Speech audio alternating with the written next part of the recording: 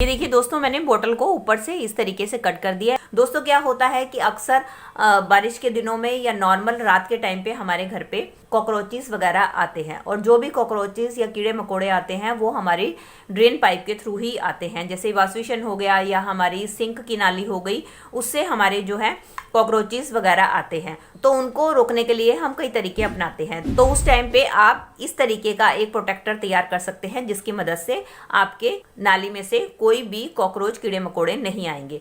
तो इस तरीके से जो बॉटल थी मैंने कट करी थी, उसको आप उसके बाद आपने क्या करना है, इसको आपने अपनी नाली के ऊपर इस तरीके से लगा देना है। ये अच्छी तरीके से आपकी नाली के ऊपर फिट हो जाता है, और इसके बाद आप इसको कैप बंद कर दें। रात के टाइम पे आप इसको लगा दें, और जब आपको जरूरत हो आप इसको आसानी से हटाएं और अपने हैंड वॉश कर लें या अपने बर्तन वॉश कर लें, और उसके बाद रात के टाइम पे आप इसको फिर से लगाकर